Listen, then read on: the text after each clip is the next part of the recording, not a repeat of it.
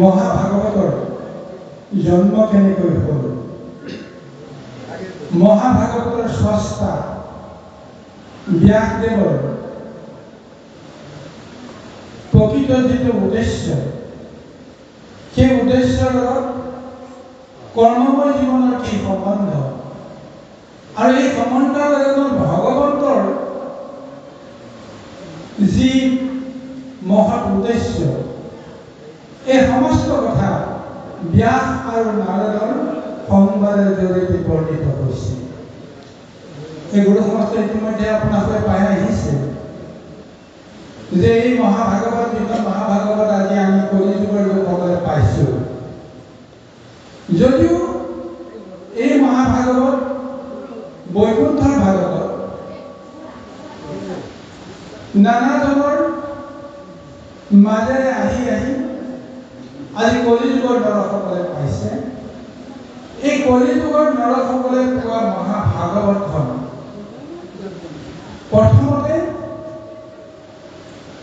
কোনে লিপিবদ্ধ কৰিলে, কি ৰূপত এই মহাভাগৱত আমি পাইছোঁ, এই কথাটো আমি সকলোৱে জানো। আৰু এই মহাভাগৱতৰ জন্মৰ লগত ব্যাসদেৱ কোন, এই কথাটো আমি নিশ্চয় জানিব লাগিব। আজি ব্যাস আৰু নাৰদৰ মাজত এক মহা সংযোগ হৈছে। কিয় হৈছে সংযোগ? প্ৰকৃত ব্যাস কোন আৰু নাৰদ কোন? আমি এই কথাটো প্ৰথমতে অকণমান জানিব লাগিব। প্ৰভু ভগৱন্তৰ কৃষ্ণই যেতিয়া তেওঁৰ লীলা চৰিত্ৰ মহত্ব জগতত প্ৰচাৰ কৰিবৰ কাৰণে প্ৰচেষ্টা কৰে, সাধু সন্ত মহন্ত সজ্জনক ৰক্ষা কৰা ভকতক ৰক্ষা কৰাৰ স্বাৰ্থত তেওঁ এটা দুটা নহয়, মুখ্যতঃ 24টা মহাৱতাৰ তেওঁ ধাৰণ কৰিছে। এই 24টা মহাৱতাৰৰ ভিতৰত 10টা প্ৰধান অৱতাৰৰ কথা আমি সকলোৱে জানো। মৎস্য কুৰ্ম নৰসিংহ বামন পৰশুৰাম বলিৰাম বৰাহ শ্ৰীৰাম বুদ্ধ কল্কি নামে দশ আকৃতি ধৰিছে কৃষ্ণ তদুপৰি কলপ প্ৰণাম। এই 10টা মুখ্য অৱতাৰৰ পিছত আৰু বাকী 14টা মহা অৱতাৰ তেওঁ ধাৰণ কৰিছে। সেই মহা অৱতাৰ কেইটা কোন কোন এই কথাটো আমি জানিছোঁ।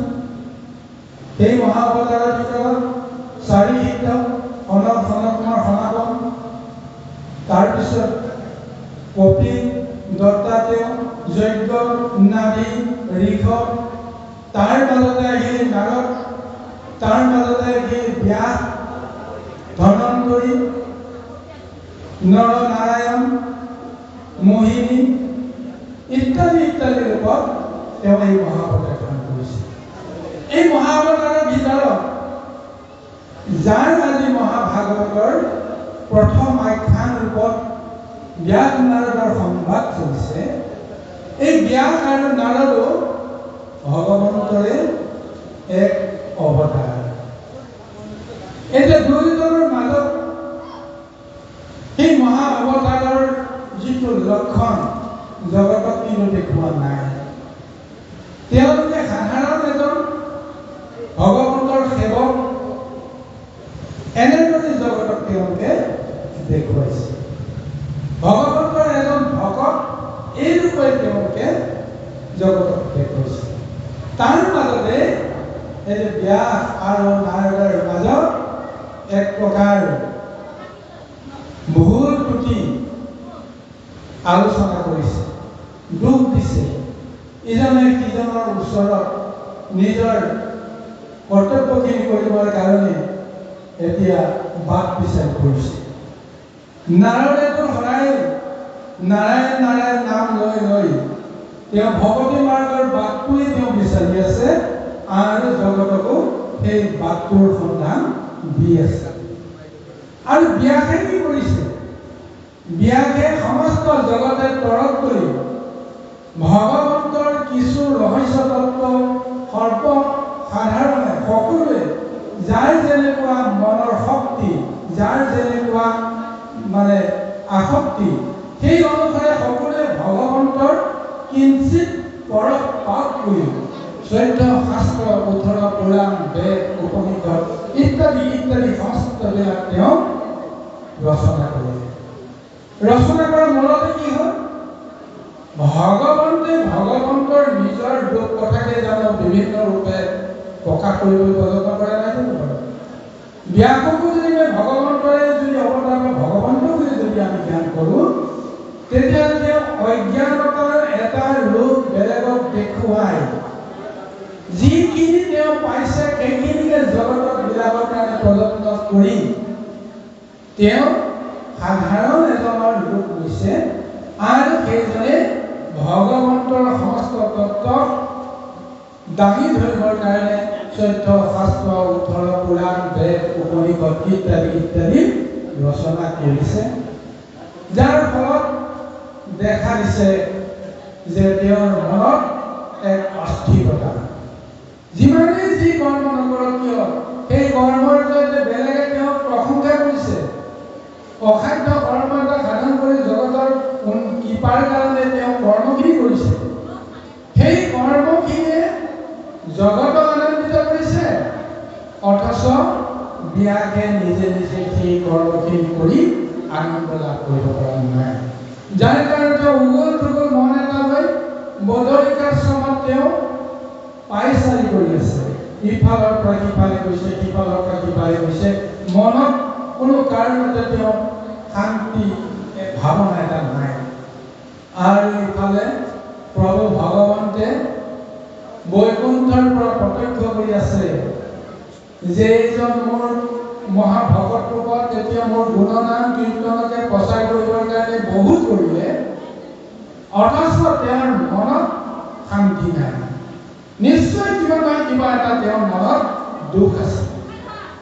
মনত দুখ কেতিয়া থাকিব? যেতিয়া আমাৰ কৰ্মত দুখ থাকে।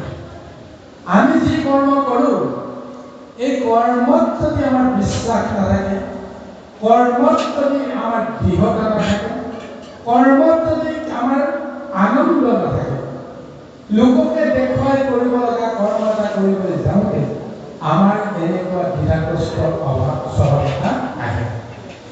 এতিয়া স্বয়ং ভগৱন্তে কৈছে যে ব্যাস যিহেতু মোৰ এই ভক্ত, এই ৰূপতেই জগতক দেখুৱাইছে। গতিকে ভক্তৰ মনত নিশ্চয় এই অশান্তি ভাৱনাবিলাক থাকিব নোৱাৰে। সেইবিলাকক যেনেকেই নহওক দূৰ কৰিব লাগিব। তাৰ কাৰণে কোনে আহিব? নেদেখা জন্তু সকলোকে বিশ্বাসযোগ্য এটা ভাৱনা দিবৰ কাৰণেতো আহিব নোৱাৰে। তেওঁতো আকাৰতে আহিব লাগিব। আকাৰধাৰী দেহধাৰী জীৱবিলাকক কৃপা কৰিবৰ কাৰণে তেওঁ এটা দেহধাৰী ৰূপে লৈ আহিব লাগিব। এই ৰূপে এতিয়া নাৰদৰ ৰূপত তেওঁৰ মহা আবিৰ্ভাৱ। নাৰদক পাই ব্যাসদেৱে নানা ধৰণৰ অৰ্চন বন্ধন কৰিছে, আসন বসন বাক্য বচন দি পূজা বৃদ্ধি কৰিছে। তাৰপিছত সুধিছে যে আপুনি ঈশ্বৰে গুণানুকীৰ্তন কৰি কৰি তিনি ত্ৰৈলোক্য পৰিৱেশন কৰি থাকে, এয়া আপোনাৰ উদ্দেশ্য। কিন্তু আপুনি য'ত ৰ'ব, যাৰ ওচৰলৈ আহিব, কিবা নহয় কিবা এটা উদ্দেশ্য থাকিব। আপুনি মোৰ ওচৰলৈকে আজি কিয় আহিব লগা হ'ল আপুনি কওক। মই আপোনাৰ আজ্ঞা পালিবৰ কাৰণে মই প্ৰস্তুত আছোঁ। তাৰপিছত নাৰদে তেওঁক প্ৰত্যক্ষ কৰি ক'লে যে প্ৰথমতে তুমি কোৱা, তোমাৰ দৰে এজন মহাভকতৰ ইমান মনৰ অশান্তি কিয়? তোমাৰ কি দুখ? সেই কথাটো মই প্ৰথমতে জানিব লাগিব। তাৰপিছতহে মই মোৰ উদ্দেশ্যৰ কথা তোমাক কওঁ। কোৱা, সাধু সন্ত মহন্তৰ মনত অশান্তি থকাটো শুভকাৰক নহয়। গতিকে মোৰ আগত কিয় ব্যাখ্যা কৰে? তাৰপিছত ব্যাসেতো ক'বই নোৱাৰে তেওঁৰ মনতনো কিয় অশান্তি। তাৰপিছতে নাৰদে যেতিয়া সুধিলে, নাৰদক ব্যাসে হাত জোৰ কৰি কৈছে যে হে দেৱৰ্ষি, আপুনি পৰম জ্ঞানী, আপুনি সৰ্বজান্তা, কিন্তু আপুনি সমস্ত জানে মই কি কাৰণে অশান্তিত আছোঁ। যদিও মোৰ যশ কীৰ্তি সমস্ত জগতে এতিয়া প্ৰশংসা কৰে, তথাপি মোৰ মনত কিয় ইমান অশান্তি মই নাজানো। কিন্তু তুমি যিহেতু সৰ্বজান্তা, তোমাৰ ওচৰতে মই শৰণাপন্ন হৈছোঁ। তুমি মোক কোৱা যে আচলতে মোৰ কি দুখ, কিহৰ কাৰণত মোৰ ইমান অশান্তি।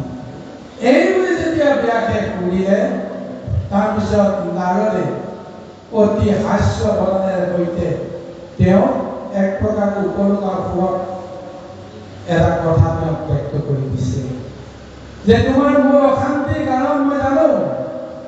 তুমি যিবোৰ কৰ্ম কৰিলা, এইবোৰ কৰ্মই জগতক বোলে সৰ্বনাশ কৰিব। তুমি জগতক ধ্বংসৰ পথ এটা তুমি দেখুৱাই দিলা। গতিকে এই কাৰণে তোমাৰ মনত অশান্তি। তুমি নাজানা, তুমি আচলতে যিবোৰ ভাল কৰ্ম কৰিছা, জগতে যিবিলাক কথা মানিছে, তাৰ জৰিয়তে যে প্ৰকৃততে তুমি জীৱসকলৰ ধ্বংসৰ পথ এটা তুমি মুকলি কৰি দিলা। যাগ যজ্ঞ পূজা বিধি প্ৰৱৰ্তন কৰাৰ ব্যৱস্থা এটা, ৰাস্তা এটা দেখুৱাই দি জীৱ হত্যাৰ এটা পথ, জীৱ হিংসাৰ এটা পথ তুমি দেখুৱাই দিলা। যাৰ কাৰণত তোমাৰ অন্তৰাত্মাত থকা সেই অনুভূতিটোৱে চিৎকাৰ কৰি আছে যে তুমি যি কৰিলা ভাল কৰ্ম কেতিয়াও নকৰিলা। গতিকে শেষ উপায় তোমাৰ যদি এই অশান্ত মনটো শান্ত কৰিব লাগে, তুমি কৰা ধ্বংসাত্মক পথটোৰ যদি কিবা এটা সদ্গতি যদি লগাব লাগে, তেতিয়াহ'লে তুমি বিকল্প এটা সন্ধান, বিকল্প এটা কৰ্ম কৰিব লাগিব। কিন্তু এইটো কথা ক'ব পৰা নাই। তুমি যি বেদ ৰচনা কৰিলা, বেদবিলাক তুমি বন্ধ কৰি দিয়া, বেদবিলাক তুমি ধ্বংস কৰি দিয়া, বেদ আৰু বিচাৰি নোপোৱাৰ ব্যৱস্থা কৰা। 14 শাস্ত্ৰ 18 পুৰাণ এইবিলাকৰ মাজেৰে বিষয়ৰ ৰাস্তাটোত তুমি জগতক চিনাকি কৰি নাইকিয়া কৰি দিয়া, সেইটো সম্ভৱ নহয়। নাৰদে কৈছে, যি তুমি ব্ৰহ্ম বাক্য বেদ বাক্য প্ৰচাৰ কৰিলা, সমস্ত লোকৰ হৃদয়ে হৃদয়ে সোমাই গ'ল। এতিয়া তুমি ক'ত নিষিদ্ধ কৰিবা? কাক নিষিদ্ধ কৰিবা? এতিয়া এই জ্ঞানক একে পবিত্ৰ বুলি, শুদ্ধ বুলি তেওঁলোকে ধ্যান কৰি অন্ধকাৰ পথ এটাকেই পোহৰৰ পন্থ বুলি বিশ্বাস কৰি তোমাকে মৰ্যাদা দি এতিয়া তেওঁলোকে কৰ্ম কৰিছে। গতিকে এতিয়া যিবোৰ কৰে, এতিয়ালৈকে যিখিনি কৰিলা, এইখিনিতো পৰিশুদ্ধৰ কোনো উপায় নাই। তাৰ বিপৰীতে জগতক যদি উদ্ধাৰ কৰিব লাগে, তেতিয়াহ'লে বিকল্প কৰ্ম প্ৰভু ভগৱন্তৰ গুণ নাম কীৰ্তন, প্ৰভু ভগৱন্তৰ সমস্ত তত্ত্ব ৰহস্য বৰ্ণনাৰে মহাভাগৱত তুমি ৰচনা কৰা, মহাভাগৱত তুমি জগতৰ কাৰণে তুমি প্ৰদান কৰা। এই মুহূৰ্তলৈকে ভাগৱত আছে হৃদয়ত। প্ৰভু ভগৱন্তই পদ্মকল্পত ব্ৰহ্মাক দিছিল, ব্ৰহ্মাই সেই ভাগৱত হৃদয়তে ৰাখি থৈছে। আৰু সেই হৃদয়ত থকা ভাগৱতখনক ব্ৰহ্মাই দিলে নাৰদক, নাৰদে দিলে ব্যাসক, আৰু এতিয়া সেই ব্যাসেও হৃদয়তে লৈ আছে। কিন্তু সেই মহাভাগৱত জগতে এতিয়া কোনেও পাব পৰা অৱস্থাত নাই। গতিকে এইকাৰণে এই ভাগৱত জগতে যেনে পাব পাৰে, তাৰ কাৰণে তেওঁ বিধিগতভাৱে লিপিবদ্ধ কৰিব লাগিব, জগতত প্ৰচাৰ কৰাৰ ব্যৱস্থা কৰিব লাগিব। গতিকে এইকাৰণে আজি নাৰদে ব্যাসক ভাগৱতৰ ৰচনাৰ যিটো উদ্দেশ্যৰ কথা ব্যক্ত কৰিছে। ভাগৱত ৰচনা কৰিলে কি হ'ব? শ্ৰৱণ কীৰ্তন মাত্ৰ পৰোষ বিশেষ, দূৰ হওক তোমাৰ মনৰ মহাক্লেশ। ভগৱন্তক পাবৰ কাৰণে, ভগৱন্তৰ ভক্তি কৰিবৰ কাৰণে এই জগতত নৱবিধ ভক্তিৰ ব্যৱস্থাটো প্ৰদান কৰি দিছে। শ্ৰৱণ কীৰ্তন স্মৰণ অৰ্চন বন্দন দাসত্ব সহিত্য পৰসেৱন আত্মনিবেদন, এই নৱবিধা ভক্তিৰ ব্যৱস্থাৰে মন বুদ্ধি শুদ্ধি কৰি ঈশ্বৰৰ শৰণাপন্ন হৈ সংসাৰ কৰিব পাৰে। কিন্তু ইমান সম্ভৱ নহয় এই নৱবিধ ভক্তিৰ জৰিয়তে ভগৱানক পাবলৈ। তাৰ কাৰণে সমস্ত লোকলৈ এক সহজসাধ্য ভক্তিৰ নিদান দিছে কেৱল শ্ৰৱণ কীৰ্তন। এই শ্ৰৱণ আৰু কীৰ্তন কেনেকৈ লাভ কৰিব পাৰিব? যদিহে তুমি মহাভাগৱত যদি ৰচনা কৰা, মহাভাগৱত যদি প্ৰচাৰ কৰা, তেতিয়াহ'লে বিজ্ঞজনে জনাজনে কীৰ্তন কৰিব, ঈশ্বৰৰ গুণান কীৰ্তন কৰিব, আৰু অজ্ঞ অজ্ঞানীজনে তাক শ্ৰৱণ কৰিয়েই অন্তৰ শুদ্ধি কৰিব, মহাজ্ঞান অৰ্জন কৰিব। আৰু এই তত্ত্বৰে শ্ৰৱণক শ্ৰেষ্ঠত্বটো প্ৰদান কৰিবৰ কাৰণে মহাভাগৱত তুমি জগতৰ কল্যাণৰ কাৰণে তুমি প্ৰচাৰ কৰিব লাগিব। যদ্যপি ভগৱতী নৱবিধ মাধৱৰ শ্ৰৱণ কীৰ্তন তাতো মহাশ্ৰেষ্ঠতৰ, অৰ্চন বন্দন ধ্যান সমস্তৰে কৰি যশ কীৰ্তনতৱাতি তুষ্ট ভূত হৰি। আজি স্বয়ং নাৰদে ঈশ্বৰৰ মহাভক্ত ব্যক্ত কৰি কৈছে যে প্ৰভু ভগৱতে নৱবিধ ভক্তিৰ ভিতৰত আটাইতকৈ বেছি ভাল পোৱা ভক্তিটোৱে হৈছে শ্ৰৱণ আৰু কীৰ্তন। গতিকে এই শ্ৰৱণ কীৰ্তনৰ উৎস তুমি নিৰ্মাণ কৰা, মহাভাগৱত ৰচনা কৰা, তেতিয়াই তোমাৰ অন্তৰত থকা এই যিবিলাক অস্থিৰ ভাৱনা দূৰ হ'ব। ইয়াৰ বাহিৰে আৰু বিকল্প উপায় নাই।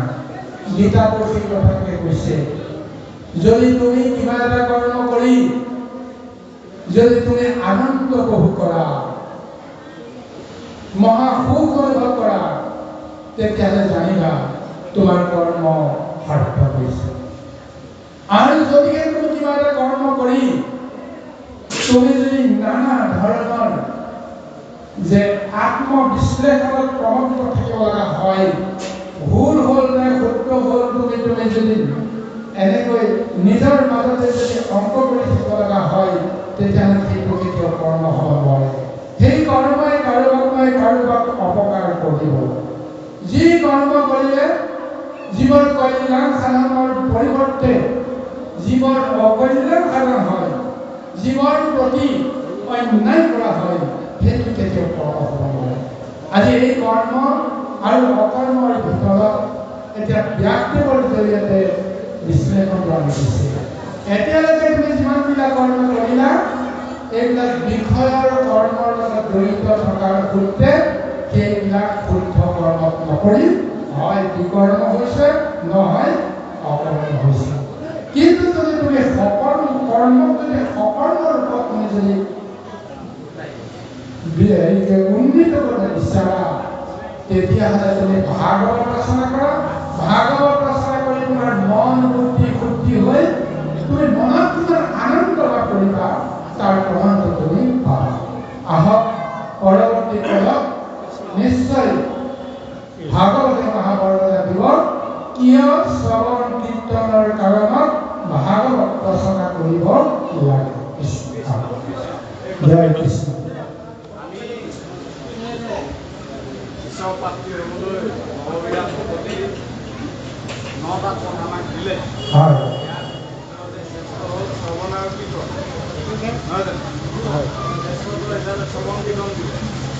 আমি জানিব বিচাৰিছো ভক্তিনো কাক কৃষ্ণ অতি সুন্দৰ। ভক্তি শব্দটো বিশ্লেষণ দিয়াৰ লগতে আমি সাধাৰণভাৱে কি কি আখৰ লাগিব ভক্তি হৈছে এইটো প্ৰথমতে জানিব লাগিব, নহয় জানো? ভকত শব্দৰ পৰাই ভক্তিটো আহিছে। ভকতৰ আচৰণেই হৈছে ভক্তি। কিন্তু এতিয়া ভকত কাকো লাগিব কথাটো শিকিব। ভকত শব্দটো তিনিটা আখৰ আছে, ভকত। গতিকে আমি অতি সহজভাৱে বুজিব পৰাকৈ আমি কওঁ, এই ভকতৰ অৰ্থটো বিভিন্নজনে বিভিন্ন ধৰণে বিশ্লেষণ দিয়ে। আমি কেৱল সাধাৰণভাৱে আমি বুজিব পৰাকৈ, সকলোৱে বুজিব পৰাকৈ ভকত শব্দটোৰ সৰু আমি এটা অৰ্থ দিছোঁ। ভ মানে ভগৱন্ত, ক মানে কৃষ্ণ, ত মানে তৰণ।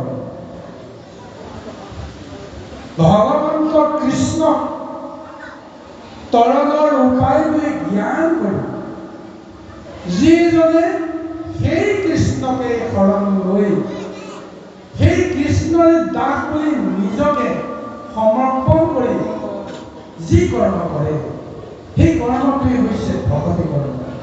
আৰু সেইজন ভকতেই হৈছে, সেইজনেই হৈছে ভকত। গতিকে এই ভকতৰ কৰ্ম, সেৱাৰ যিটো কৰ্ম, কৃষ্ণক সেৱা কৰাৰ যিটো ব্যৱস্থা, পন্থ, 9টা প্ৰকাৰত আমাক ব্যৱস্থা দিছে। কিহৰ জৰিয়তে আমি ভগৱন্তক আমি সেৱা কৰিব পাৰিম, পূজা কৰিব পাৰিম? কাৰণ ভগৱন্তক আমি প্ৰথমতে জানিব লাগিব। কিহৰ জৰিয়তে জানিব লাগিব? শ্ৰৱণৰ জৰিয়তে জানিব লাগিব প্ৰথমতে। কাৰণ আমি একেবাৰে অজ্ঞানী। গতিকে অজ্ঞানীজনে একো লিখিব পঢ়িব নাজনাজনে কাৰ পৰা তেওঁ জ্ঞান পাব?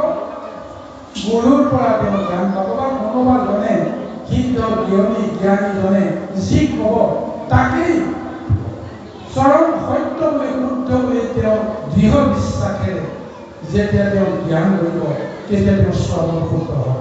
সেই শ্ৰৱণত তেওঁ মহা জ্ঞান হ'ব। তাৰপিছত তেওঁ কীৰ্তন কৰিব লাগিব। কীৰ্তন কি? প্ৰভু ভগৱন্তৰ গুণানুকীৰ্তন নিজে জানি বুজি মুখেৰে যেতিয়া প্ৰকাশ কৰি আনক যেতিয়া তেওঁ শুনাব বা প্ৰচাৰ কৰিব, এইটো হৈছে কীৰ্তন। গতিকে শ্ৰৱণৰ জৰিয়তে নিজৰ আত্মশুদ্ধি হ'ব, কীৰ্তনৰ জৰিয়তে জগত শুদ্ধি হ'ব। গতিকে নিজেও কৰিব লাগিব, আনকো কৰাব লাগিব। তাৰপিছত এই মায়া সংসাৰৰ পৰা তেওঁ কেনেকৈ পৰিত্ৰাণ পাব, তাৰ কাৰণে তেওঁ নিজৰ হৃদয়তে বাকী কেইটা আচৰণ তেওঁ কৰিব পাৰিব লাগিব। সেই আচৰণ হৈছে কি? স্মৰণ। কিয় স্মৰণ কৰিব লাগে? কাৰণ মই ভগৱন্তক জানিলোঁ, অদৃশ্য পৰম ব্ৰহ্ম, নিৰাকাৰ নিৰঞ্জন। তেওঁ সেই নিৰাকাৰ ৰূপতেই জগতক তেওঁ স্বজন কৰিছে, জগতক পালন কৰি আছে, জগতক তেওঁ সংহাৰ কৰি আছে। আৰু সেইজনে নিজৰ এই তত্ত্বটো প্ৰচাৰ কৰিবৰ কাৰণে ইচ্ছাধাৰী এটা তেওঁ ৰূপ লয়, অৱতাৰ লয়। অৱতাৰ লোৱাৰ কাৰণে সেই অৱতাৰীজনে সেই নেদেখাজনৰ তত্ত্বটো নিজ কৰ্মৰ জৰিয়তে প্ৰচাৰ কৰে, লীলা কৰে। গতিকে সেইজনক স্মৰণ কৰিব পাৰিব লাগিব নিজৰ হৃদয়তে, যে প্ৰভু ভগৱন্ত আচলতে কি। যদি স্মৰণ কৰে আপোনাৰ অন্তৰ শুদ্ধি হ'ব, অন্তৰ পবিত্ৰ হ'ব। তাৰ জৰিয়তে কি হ'ব? দেহৰ ভিতৰত থকা বৈষয়িক ভাৱনাক প্ৰকট কৰিবৰ কাৰণে ইন্দ্ৰিয় বুদ্ধি, দেৱ বুদ্ধিবিলাকে বাস কৰি আছে দেহত, সেইবিলাকৰ শুদ্ধিকৰণ হ'ব। অহংকাৰ এক মহা শুদ্ধ ৰূপত প্ৰতিপন্ন হ'ব। গতিকে স্মৰণ। তাৰপিছত ভগৱন্তৰ লগত আপোনাৰ সম্বন্ধ কি? এই ভাৱনাটো আহিব। ভগৱন্তৰ লগত আপোনাৰ কি ভাৱ আহিব? ভগৱন্তৰ লগত আপোনাৰ দাস্যতা, সতীত্বতা, এনেকুৱা এটা ধাৰণা আহিব। ভগৱন্তৰ লগত মোৰ সম্বন্ধ কি? ভগৱন্তটো মোৰ দেহতে আছে, ভগৱন্তটো মোক এৰি থৈ নাযায়। কিয় এৰি থৈ নাযায়? এই তত্ত্বটো যদি বুজিব লাগিব, তেতিয়াহ'লে ভগৱন্ত আৰু মোৰ মাজত এক পৰম বন্ধুত্ব হৈ আছে। যিটো বন্ধুত্ব মই বুজিব পৰা নাই, কিন্তু ভগৱন্তে বুজি পাইছে কাৰণে দুখে আপদে বিপদে কোনো কাৰণতে তেওঁ এৰি থৈ যোৱা নাই। তেওঁ এৰি থৈ গ'লেতো কামেই। কিন্তু তেওঁ কিয় এৰি থৈ গ'লে? তেওঁ হয়তো ভাবি আছে যে কিবা নহয় কিবা এটা তেওঁ দিবলৈ বিচাৰি আছে, কিন্তু মই ল'বলৈ জনা নাই বা মই বিচাৰিবলৈ জনা নাই। যাৰ কাৰণে তেওঁ মোক সহায় কৰিম বুলি তেওঁ লৈ আছে, অথচ তেওঁ মই চিনি পোৱা নাই। গতিকে তেওঁ সতীত্ব ৰূপত, বান্ধৱ ৰূপত আমি ভাবিব লাগিব। আৰু তেওঁতো সৰ্বময় কৰ্তা। কোনো কাৰণে তেওঁ মোক যেতিয়া মোৰ বান্ধৱ বুলি ভাবিলে, মইতো তেওঁ বান্ধৱ বুলি ভাবিব নোৱাৰোঁ। তেওঁ মোৰ গুৰুৰো গুৰু, পৰম গুৰু। পিতৃৰো পিতৃৰো মহাপিতৃ, ঈশ্বৰো ঈশ্বৰ, মহামহেশ্বৰ সেইজন, যিজন মোৰ হৃদয়ত আছে। গতিকে সেইজনক মই পূজা কৰিব লাগিব। সেইজনৰ প্ৰতিটো বাক্য, প্ৰতিটো চেতনা যেনেদৰে মোৰ মন বুদ্ধিত প্ৰদান কৰে, মই দাস্যৰূপে, দাসৰূপে মই পালন কৰিব লাগিব। তাৰ জৰিয়তে কি কৰিব লাগিব? তেওঁৰ পদসেৱন সদায় কৰিব পাৰিব লাগিব। কাৰণ তেওঁৰ পদসেৱন কৰিলেই মই তেওঁৰ কৃপা পাম। আৰু তাৰ জৰিয়তে তাৰ বাবে কি কৰিব লাগিব? নিজৰো প্ৰয়োজন সাপেক্ষে সম্প্ৰদান কৰিব পাৰিব লাগিব। এইবিলাক জ্ঞান ধাৰণা যেতিয়া আমাৰ নিজৰ আধ্যাত্মিক দৰ্শনত যেতিয়া আহিব, তেতিয়াহে নৱবিধা ভক্তিৰ মহা কৃপা আমি প্ৰভু ভগৱন্তৰ জৰিয়তে আমি লাভ কৰিম। আৰু তেতিয়া আমি এইখন সংসাৰৰ পৰা আমি তৰম আৰু উপায় লৈ ভগৱন্তৰ লগত আমি মিলি যাব পাৰিম। গতিকে এই হৈছে নৱবিধা ভক্তিৰ মহাতত্ব। বহুতে ক'ব বিচাৰে যে নৱবিধা ভক্তিৰ ভিতৰত এবিধাকে যদিও চেষ্টা কৰিছে তেতিয়াহ'লে অকল শ্ৰৱণ কৰিলেই তাৰ জৰিয়তে আমি তৰম উপায় পাম। নহয়, মিছা কথা। কোনো এবিধ ভক্তিৰ জৰিয়তে তেওঁ কেতিয়াও কৰি যাব নোৱাৰে যদিহে বাকী কেইবিধ ভক্তিৰ আচৰণখিনি তেওঁ লাভ কৰিব নোৱাৰে। কিন্তু এবিধ ভক্তিক মান্যতাটো দিবই লাগিব, নহয় জানো? যেতিয়া আমাৰ PhD ডিগ্ৰীধাৰী এজন লোকে তলৰ পৰা যিমানবিলাক শিক্ষা গ্ৰহণ কৰিলে, গ্ৰহণ কৰি ওপৰত গৈ এটা বিষয়ত তেওঁ মাষ্টাৰ ডিগ্ৰী কৰিব লাগিব, বাকী চব বিষয় গ'ল, হয়নে নাই কওকচোন?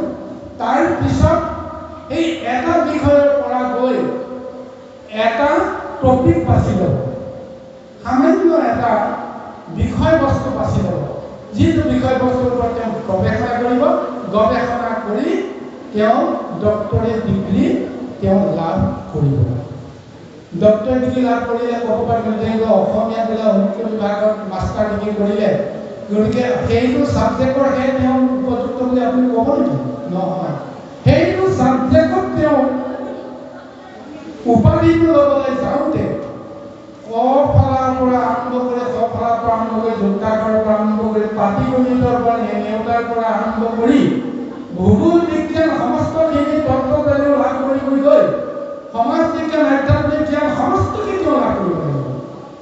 কিন্তু সৰ্বশেষত এটা বিষয়ত তেওঁ পৰিচয়টো লৈ জগতৰ কৰ্মখিনি কৰিব লাগে। গতিকে এইকাৰণে আমাক যে শ্ৰৱণত কোনে বোলে গতি পাইছে বোলে কণিকে পাইছে, নহয় জানো?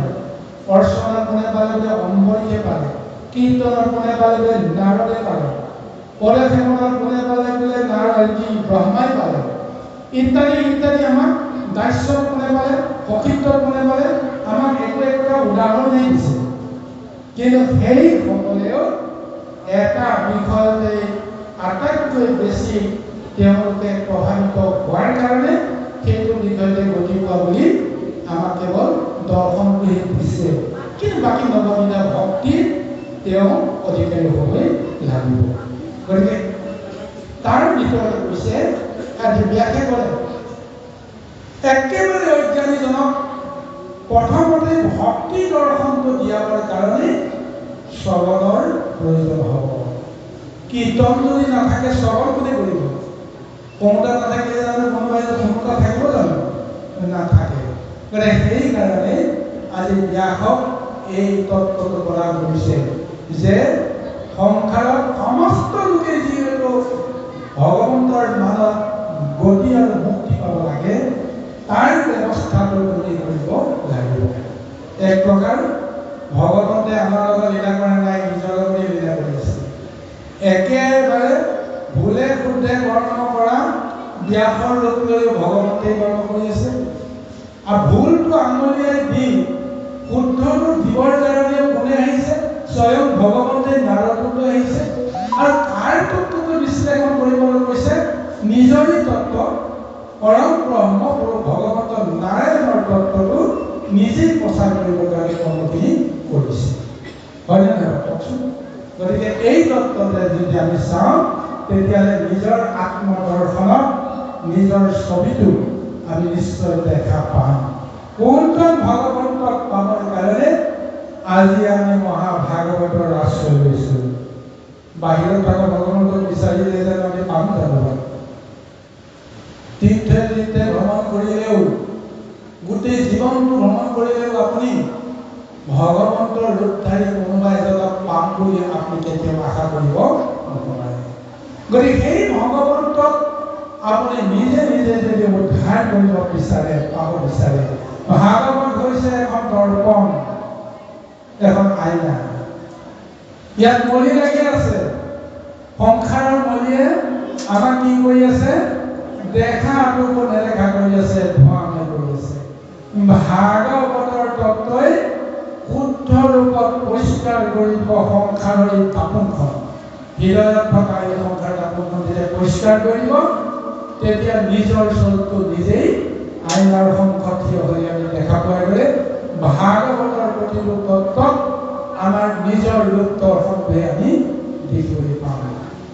ব্যাসে ভুল কৰিছে, ব্যাসক দুখ দিয়াৰ পৰিৱৰ্তে ব্যাসৰূপী মই কি ভুল কৰিলোঁ, এই ভুলটো আমাৰ মনৰ দৰ্পণত যেতিয়া প্ৰকাশ পাব, তেতিয়াই আমি নিজকে নিজে শুদ্ধ কৰিবৰ কাৰণে এক সুযোগ পাম। আহক গুৰু সমস্ত আমি পুনৰ পৰলৈ মাৰো কৃষ্ণ।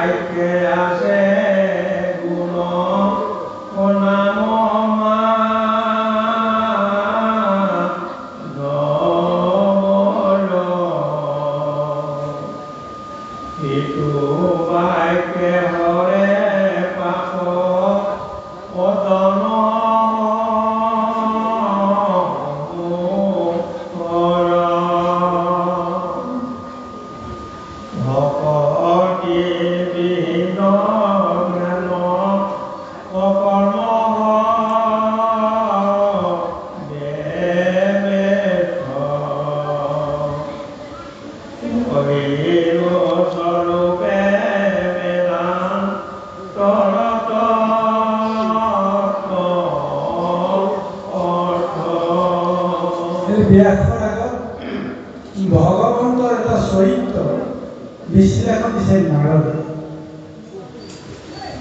যদিও প্ৰভু ভগৱন্তৰ অংশৰূপে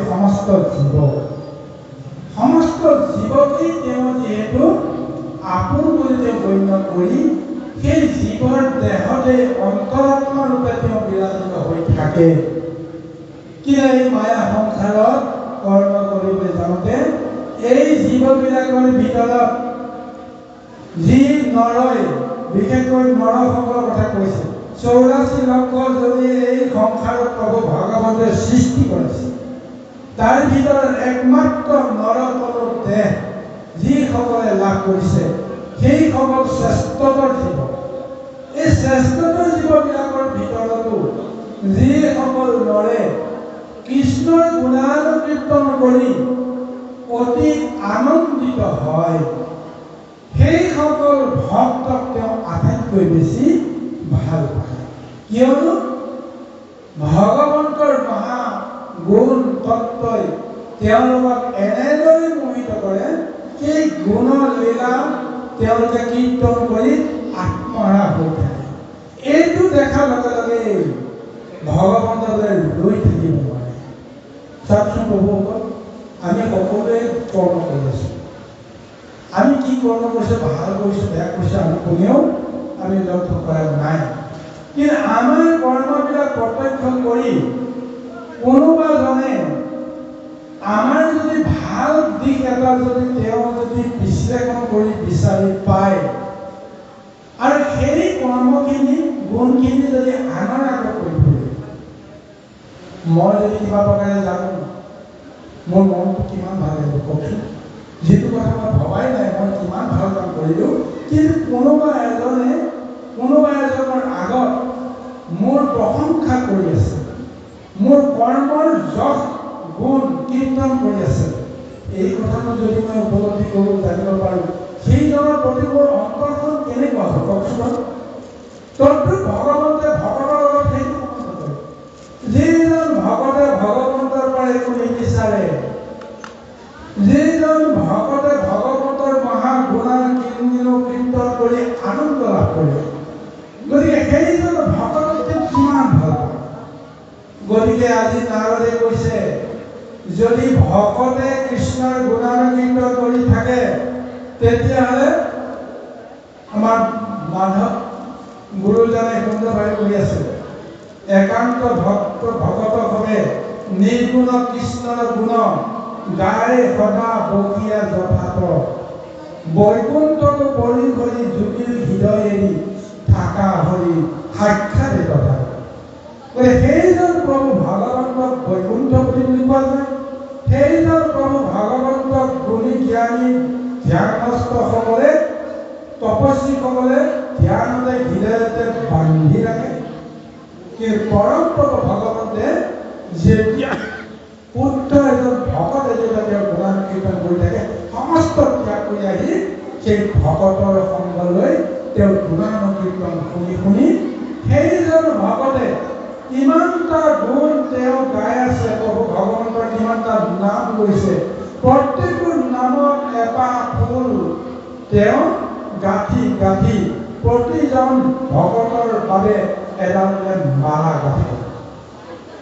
আৰু যেতিয়া গুণানুকীৰ্তন শেষ হ'ব, শ্ৰৱণ যেতিয়া কীৰ্তন যেতিয়া শেষ হ'ব, প্ৰভু ভগৱন্তৰ মালাডালো তেতিয়াই সম্পন্ন হ'ব। গতিকে প্ৰত্যেকজন ভকতৰ নামত এডাল এডাল মালা গাঁঠি তেওঁ বৈকুণ্ঠলৈ আনন্দ মনেৰে লৈ যায়।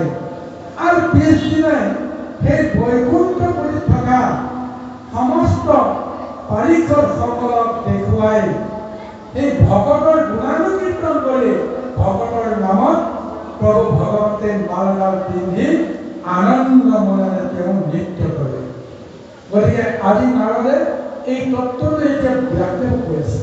শ্ৰৱণৰ কিমান কীৰ্তনৰ কিমান এক মহাশক্তি। প্ৰভু ভগৱন্তক তুষ্ট কৰিব পৰাকৈ একমাত্ৰ সহজ পন্থটো হৈছে শ্ৰৱণ আৰু কীৰ্তন। যি শ্ৰৱণ কীৰ্তন কৰিব কাৰণে তুমি ভাগৱত ৰচনা কৰিব লাগে। এতিয়া প্ৰধানমন্ত্ৰীয়ে কৰিছে সেইকাৰণে, যিটো বাক্য নাই নাম কৃষ্ণ চৰিত্ৰ উচ্ছিষ্ট গৰ্তটো কৰি সিটো উপকৃত। যদি এই সংসাৰত প্ৰভু ভগৱন্ত সৰ্বময় কৰ্তা হিচাপে সৰ্বব্যাপী আছে, তেওঁ নথকা কোনো ঠাই নাই। এনেখন পৃথিৱীৰ কোনোবা জনে যদি গুণানুকীৰ্তন নকৰে, যি ঠাইত প্ৰভু ভগৱন্তৰ নামৰ গুণৰ তত্ত্ব প্ৰকাশ কৰা নাই, সেই ঠাই মানে এটা একেবাৰে উচ্ছিষ্ট গৰ্ত বুলি কৈছে। একেবাৰে বেয়া লেতেৰা ময়লা জমা কৰি থোৱা বা পেলোৱা এটা দুৰ্গন্ধময় এটা গাঁতৰ লগত তুলনা কৰিছে। অৰ্থাৎ য'ত প্ৰভু ভগৱন্ত নাই, তাত ভগৱন্তৰ তাৰমানে গুণানুকীৰ্তন হোৱাই নাই। য'ত প্ৰভু ভগৱন্তৰ গুণানুকীৰ্তন নহয়, তাত ভগৱন্ত নাথাকে বুলি কৈছে। থাকিলেও তেওঁ জাগ্ৰত নহয়, তেওঁ কাকো তেওঁ কেতিয়াও অস্তিত্বলৈ তেওঁ প্ৰকাশ নকৰে। কিন্তু সেই ঠাইত কাৰ চকু পৰে? কাউৰী সগুণৰ দৰে গেলা প্ৰসাদ যায় বৃষ্টি, সেই দুৰ্গন্ধময় গৰ্তত কেৱল সেইসকলৰহে, কামী পুৰুষসকলৰহে সেই গৰ্তৰ লগত সম্বন্ধ থাকে। সেইকাৰণে কৈছে, যিটো বাক্য নাই নাম কৃষ্ণৰ চৰিত্ৰ উচ্ছিষ্ট গৰ্তটো কৰি সিটো অপবিত্ৰ, কাকতলীয় কামী পুৰুষৰ তাতৰ ৰতি ভকতৰ নাই তাত অভিনাশমতি। গতিকে সেই গুৰুসকল, আমি ভগৱন্তৰ নাম লৈ যিহেতু আমি মনুষ্য দেহধাৰী এটা ৰূপ লৈ আছোঁ, ভগৱন্তৰ নাম আমি কি কাৰণে ল'ব লগা হৈছোঁ? কাৰণ ভগৱন্তৰ সমস্ত জীৱকে তেওঁ আত্মাৰূপে প্ৰতিষ্ঠিত হৈ আমাক চৈতন্য ৰূপ দি জীয়াই ৰাখিছে, কৰ্ম কৰি আছে। এই জ্ঞান তত্ত্বটো যদি আমি লাভ কৰোঁ তেতিয়াহ'লে নিশ্চয় আমি কৃষ্ণক আমি কোনো ক্ষণতে এৰিব নোৱাৰোঁ। কৃষ্ণ নহ'লেতো আমাৰ কোনো অস্তিত্বই নাথাকে। গতিকে সেই কৃষ্ণক আমি নিৰ্ভৰ নকৰি আমি কাক নিৰ্ভৰ কৰিম? গতিকে সেইকাৰণে কৈছে যে য'ত কৃষ্ণ গুণান্বিত নহয় সেয়া উচিষ্ট বৰ্তন তাৰ কাউৰী সগুণৰ দৰে উচিষ্ট খাই জীয়াই থকা নিৰ্দিষ্ট জীৱবিলাকৰহে তাত বাসস্থান হয়। গতিকে ভকতৰ কিন্তু সেই ঠাইৰ পৰা সদায় আঁতৰি থাকিবলৈ বিচাৰে। ভকতৰ তাত তেতিয়া অভিলাষ নাথাকে। গতিকে যিটো বাক্য আছে গৌৰ নাম মাধৱৰ, সিটো বাক্যে হৰে পাপ জনসমূহৰ নামৰ কি মাহাত্ম্য। যি বাক্যত কৃষ্ণৰ গুণ নাম জড়িত হৈ থাকে সেই বাক্যত যিটো মহাশক্তি লাভ হয় সেই শক্তিয়ে সমস্ত জনৰ পাপ দূৰ। এতিয়া পাপ এনে পাপ পুণ্য বিচাৰ কৰোঁ, আমি কৰ্ম এটা কৰিলে যদি অপকৰ্ম হয় তেতিয়া আমাৰ পাপ হোৱা বুলি আমি কওঁ, পাপ অৰ্জন কৰা বুলি কওঁ। কিন্তু পাপটো আমাৰ ক'ত লাগি থাকে? পাপটো সদায় মনতে লাগি থাকিব। কাৰণ যেতিয়াই আমাৰ মনটো মলিয়ান হ'ল, জানিব লাগিব আমাৰ পাপে কিবা প্ৰকাৰে আমাক গ্ৰাস কৰিছে। যেতিয়া আমাৰ মন শুদ্ধ হ'ল, বুজিব নোৱাৰা আনন্দৰ ভাৱত মন এনেই নাচি থাকে। জানিব লাগিব কিবা নহয় কিবা এটা সৎ আৰু পুণ্য কৰ্ম সাধন হৈছে। কিন্তু যেতিয়াই আমাৰ মনবিলাক কলুষিত হৈ যায়, জানিব লাগিব আমি পাপত মৰি গ'লোঁ। গতিকে সেইকাৰণে কৈছে যিটো বাক্যই যিটো ব্ৰহ্ম শক্তি স্মৰণৰ লগে লগে অন্তৰত থকা মহা বিষয়ৰ অভিলাষবিলাক দূৰ হৈ যায়। বিষয়ৰ অভিলাষ দূৰ হোৱা মানে পাপ নাশ হোৱা। গতিকে যিমানেই আমি সেই অভিলাষটো আমি চিৰস্থায়ী কৰিবলৈ পাৰিম বা দীঘলীয়া কৰিব পাৰিম, সিমানেই আমি পাপৰ সংসাৰৰ পৰা মুক্ত হৈ থাকিব পাৰিম। গতিকে সেই তত্ত্বটোকে কৈছে যে ভগৱতী বিহীন জ্ঞান কৰ্ম হবে ব্যৰ্থ, কহিলো স্বৰূপ বেদান্ত তত্ত্ব অৰ্থ। ব্যাসক এই তত্ত্বখিনি দিছে যে যদিহে তুমি তৰণৰ উপায় জগতক দিব লাগে, নিজকে যদি তৰণৰ উপায় যদি তুমি বিচাৰিব লাগে, তেতিয়াহ'লে তুমিও ভাগৱত প্ৰচাৰ কৰাৰ চলেৰে হৃদয় ভাগৱতখন তুমি জাগ্ৰত কৰিব লাগিব। গতিকে এইকাৰণে এই ভাগৱত এতিয়া ব্যাসক দিবৰ কাৰণে তেওঁ আহিছে। কাৰণ ভাগৱতেহে ভগৱন্তৰ স্বৰূপ লৈ জন্মগ্ৰহণ কৰা বিষয়ক লিপ্ত থকা ব্যাসৰ অন্তৰ্ভুক্ত কৰিব পাৰিব। ভাগৱতৰ বাহিৰে কেতিয়াও অন্য শক্তিয়ে মন বুদ্ধি কেতিয়াও পবিত্ৰ কৰিব নোৱাৰে। এইকাৰণে স্বয়ং নাৰদে এতিয়া ভাগৱত বৈকুণ্ঠৰ পৰা লৈ আহিছে, পিতৃৰ পৰা ব্ৰহ্মাৰ পৰা তেওঁ লৈ আহিছে, আনি ব্যাসক দিবৰ কাৰণে প্ৰযত্ন কৰিছে। আহক কৃষ্ণ কৃষ্ণ।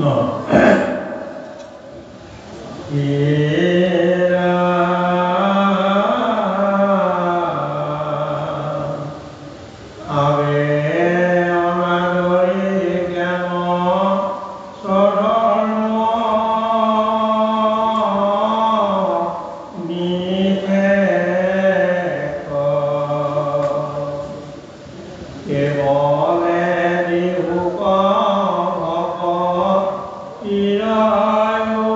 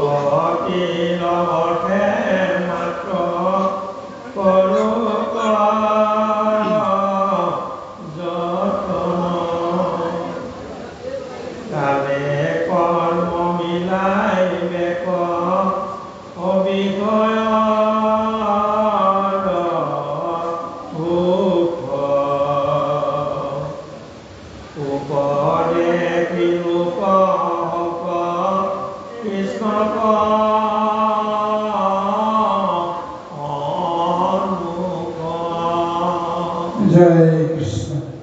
ইমান সুন্দৰভাৱে অতি সহজ সৰলভাৱে ঈশ্বৰ তত্ত্ব বিশ্লেষণ দি আছে নাৰদে ব্যাসৰ আগত।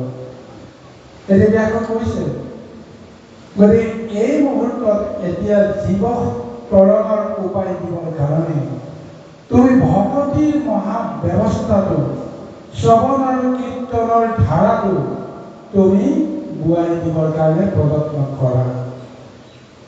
ভকতিৰ ৰসটো পোৱাৰ লগে লগে জীৱসকলে স্বধৰ্মৰ যিটো পন্থ, বিষয়ৰ যিটো পন্থ, সেই পন্থটো ত্যাগ কৰিব লাগিব, ত্যাগ কৰিবলৈ সমৰ্থ হ'ব। এইখিনিতে এটা কথা আছে গুৰুসকল, এতিয়া আমি সকলো চাৰিমুঠি জীৱৰ ভিতৰত আমি চতুৰ্বৰ্গ জীৱৰ ভিতৰত বিশেষকৈ আমাৰ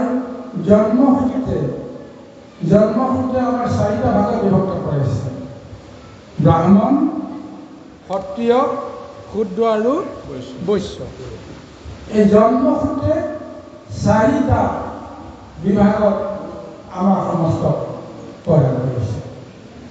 এই চাৰিটা জীৱটো কি আছে? বিষয় আছে। চাৰিটা বিষয় আছে যে ব্ৰাহ্মণ কোনসকল হ'ল, ক্ষত্ৰিয় কোনসকল, বৈশ্য কোনসকল, শূদ্ৰ কোনসকল। এইসকলে নিজৰ নিজৰ বিষয়ৰ ধৰ্ম পালন কৰিয়ে কৰ্মখিনি কৰিব লাগিব, যিখিনি মানে স্বধৰ্ম বুলি ক'ব বিচাৰিছোঁ। গতিকে এই স্বধৰ্ম কৰ্মটো কৰি এটা সময়ত যদি উপলব্ধি কৰিম, বিষয়ৰ স্বধৰ্মৰ পৰিৱৰ্তে আমি যদি বিষয়ৰ লগত জড়িত নথকা পৰম ব্ৰহ্মপুৰুষজনক আমি যদি সংগ কৰোঁ, সেইজনৰ লগতে যদি বিষয়ৰ সম্বন্ধটো যদি আমি ৰক্ষা কৰোঁ, তেতিয়া আমাৰ ভকতিৰ সাধনো হ'ব আৰু আমি তৰণৰ উপায় পাম। গতিকে সেইকাৰণে যিসকলে সেই দৰ্শনটো পাব, তেওঁলোকেই মুক্তি পাব। আজি ব্যাসৰ জৰিয়তে যিখিনি 14 শাস্ত্ৰ 18 পুৰাণ, বেদ, উপনিষদ ৰচনা হ'ল, ইমানখিনি সময়লৈকে, ইমানখিনি ৰচনালৈকে বৈকুণ্ঠত থকা সেই নাৰায়ণে একো কথা তেওঁৰ চিন্তা কৰা নাছিল যে ব্যাসে এইবোৰ কৰ্ম কৰিছে, ভুল কৰ্ম কৰিছে, গতিকে তেওঁ বাধা দিব লাগিব। নাৰদক তেতিয়ালৈকে পঠোৱা নাছিল। যেতিয়াই গোটেই কৰ্মখিনি তেওঁ সম্পূৰ্ণ কৰিলে, তেতিয়াই প্ৰভু ভগৱন্তে ব্যাসৰ অন্তৰত অসন্তুষ্টি ভাৱটো লগাই দিছে আৰু নাৰদক পঠিয়াই দিছে। কিয়? প্ৰথমতে 14 শাস্ত্ৰ 18 পুৰাণ এক বেদক যেতিয়া তেওঁ এক মহাতত্ত্বক 4 ভাগ কৰিবলৈ যাওঁতে এখন বেদত যেতিয়া 4টা ৰূপ দিব লগা হৈছিল, কোনেও বুজিব নোৱাৰা অৱস্থালৈকে আহিব। আচল বেদৰ অৰ্থটো জগতে বুজিবই নোৱাৰা হৈ গ'ল। সেইকাৰণে নাৰদে কৈছে, তুমিয়ে আচলতে বেদৰ তত্ত্বটোকে বুজি নাপালা। এখন বেদক 4টা ভাগত ভগাই ভগাই কাৰোবাক দিবলৈ যাওঁতে তুমি তত্ত্বটোকে তুমি বিচাৰি নাপালা। গতিকে তোমাৰো সেইটো ভুল। গতিকে প্ৰভু ভগৱন্তে কিন্তু এইখিনি কৰিছে বা কৰোৱাইছে। এইখিনি কৰাৰ পিছতহে এতিয়া নাৰদৰ জৰিয়তে কৈছে, যিখিনি হ'ল, ইয়াৰ পিছত যেন আৰু বেলেগ একো নহয়। গতিকে তাৰ কাৰণে প্ৰভু ভগৱন্তে আজি ভাগৱত আনিছে। ইয়াৰো এটাই তত্ত্ব, ভাগৱতৰ তত্ত্বৰ জৰিয়তে যদি সমস্ত জীৱই উদ্ধাৰ পায়, ভগৱন্তৰ লগত যদি সকলোৱে যদি লিংক যায়, ভগৱন্তৰ সৃষ্টিখন কেৰি চলি থাকিব। গতিকে ভগৱন্ত ইচ্ছা কৰে মায়া সংসাৰত জীৱবিলাক ডুবি থাকক, বুজা আৰু নুবুজাৰ খেলখনত তেওঁলোক মজি থাকক, আৰু মই মাজে মাজে ভকতক উদ্ধাৰ কৰা চলেৰে মই লীলাখিনি কৰ্মখিনি কৰি তেতিয়া মোক জনাসকলে জানিব, বুজাসকলে বুজিব, মোক আৰু কেতিয়াও এৰিব নোৱাৰিব। এইটো কাৰণে মায়া সংসাৰত তেওঁ ভাল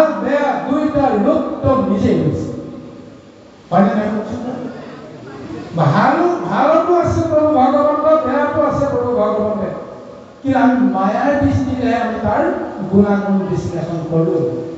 কিন্তু বেয়াৰো বেয়া যিটো একেবাৰে চূড়ান্ত যিজন দৈত্যৰ দৈত্য যিজন মহাদৈত্য, সেইজনকো প্ৰভু ভগৱতে নিজেই অতি সহজতে তেওঁ মুক্তি দিয়ে।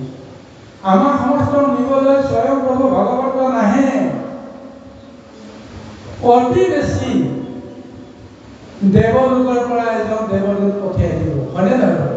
যে অমুকজন ভকতক আদৰি সাদৰি লৈ আহক, ভগৱত কিন্তু নিজে নাহে। কিন্তু সেই দৈত্যজনক দানৱজনক তেওঁ নিবৰ কাৰণে স্বয়ং প্ৰভু তেওঁ নিজেই অৱতাৰ ল'বলৈ কুণ্ঠাবোধ নকৰে। তেওঁ নিজ হাতেৰে তেওঁ বধ কৰা চৰেৰে আদৰি সাদৰি তেওঁ লৈ গুচি যায়। তেতিয়াহ'লে প্ৰভু ভগৱন্ত যে ভাল আৰু বেয়া মায়াৰ দুটা ৰূপ দেখুৱাই তেওঁ লীলা কৰি আছে, এই তত্ত্বটো আমি কিন্তু বুজিব পাৰিব লাগিব। সেই তত্ত্বটোকে এতিয়া ব্যাসৰ নাৰদৰ জৰিয়তে প্ৰদান কৰিছে আৰু ভগৱন্তে আৰু ভগৱন্তক প্ৰদান কৰাৰ লীলাটো কৰাইছে নাৰদ ভগৱন্তে, ব্যাস ভগৱন্তে। যাৰ তত্ত্ব বিশ্লেষণ কৰিছে, যাৰ তত্ত্ব প্ৰচাৰ কৰিছে তেওঁ ভগৱন্তে। অথচ নিজেই নিজৰ তত্ত্বটো কেইবাটাও চৰিত্ৰ লৈ তেওঁ কি কৰিছে, নাটকখন কৰি আমাক দেখুৱাইছে। আচল নাট্যকাৰজন কোন? এজনেই। নাটকখন লিখে কোনে? এজনেই।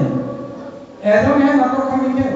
কিন্তু তেওঁ যেতিয়া 10টা চৰিত্ৰ, 20টা চৰিত্ৰ, 50টা চৰিত্ৰ দিয়ে, 50 জনে যেতিয়া কোনোবা এজনে ৰজা হৈছে, কোনোবা এজনে প্ৰজা হৈছে, কোনোবা এজনে আপোনাৰ ডকাইত হৈছে, দস্যু হৈছে, দানৱ হৈছে, নাটকখন কৰি গৈছে, সমস্ত ৰসবিলাক নাটকত যেতিয়া প্ৰদান কৰিছে, চাই চবেই আনন্দ পাইছে, চবেই সকলোৱে মোহিত হৈ আছে। এইখন নাটকে প্ৰভু ভগৱন্তে কৈ আছে। অথচ নাটকৰ ৰচকজন এজনেই। সমস্ত ধাৰা কাৰ জৰিয়তে আহিছে? তেওঁ মনৰ পৰা আহিছে। মনৰ ভিতৰতে চৰিত্ৰবিলাক গঢ় লৈ উঠিছে, সেইখিনি বাহিৰলৈ আনিছে। গতিকে সংসাৰটো ঠিক তেনেকৈ তেওঁ বিভিন্ন ৰূপেৰে বিভিন্ন অৱস্থাৰে লীলা কৰি আছে আৰু অজ্ঞানীজনে তাকে দেখি মিছাটোকে সঁচা বুলি জ্ঞান কৰি ঘুমতি থাকিব লগা হৈছে। সৰু কালতে নাটকখন দেখিলে সঁচা সঁচি নাটকৰ নিচিনা লাগে, নহয় জানো?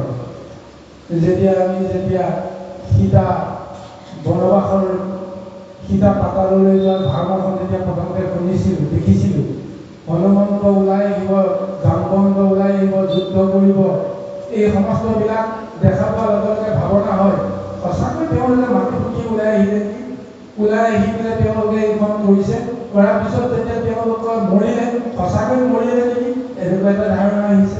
কিন্তু প্ৰকৃতপক্ষে এইখন এখন নাটক। এইখন নাটকৰ তত্ত্ব যিজনে পাইছে, তেতিয়াহ'লে আচল প্ৰভু ভগৱন্তক বুজিব পাৰিছে। এই ৰূপটোৱে এতিয়া সেই তত্ত্বটো যে জগতক প্ৰচাৰ কৰি ভক্তি ৰসেৰে মহান্বিত কৰি মায়া সংসাৰৰ পৰা তৰিবৰ কাৰণে এটা ব্যৱস্থা পাবলৈ বিচাৰিছে। সেইকাৰণে কৰিছে ঊৰ্ধ বাহু কৰি ঘেৰা কৰো অংগীকাৰ, অধম জাতিটো যদি জন্ম হৈল তাৰ, জ্ঞানীটো কৰ্মীটো কৰি তথাপি অধিক, দেৱৰ বন্দনী যিটো ভকতি ৰচিত।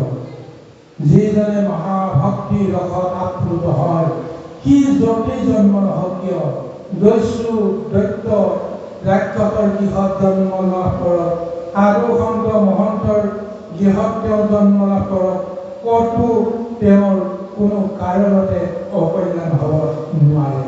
গতিকে সেইকাৰণে নাৰদে অংগীকাৰ কৰি কৈছে, বাহু দাঙি কৰিছে, তুমি চিন্তাই কৰিব নালাগে, ভগৱন্তৰ ৰস তত্ত্বই সমস্ত জগতকে উদ্ধাৰ কৰিব।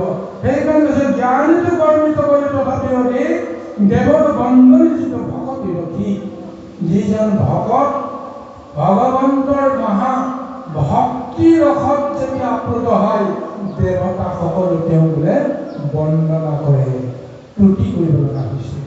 অথচ বিষয়ৰ এই সংসাৰত মনুষ্যসকলে সুখৰ যিটো আকাংক্ষা, কাক অৱলম্বন কৰি আৰম্ভ চিন্তা কৰে?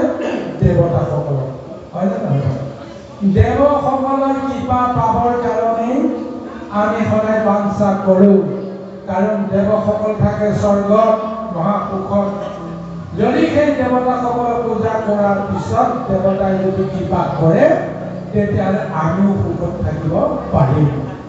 যিজন দেৱতাই যিটো লোকত মহাসুখত আছে, সেইটো সুখ ময়ো পাম, এই বুলি আমি দেৱতাসকলক আমি নিৰ্ভৰ কৰোঁ।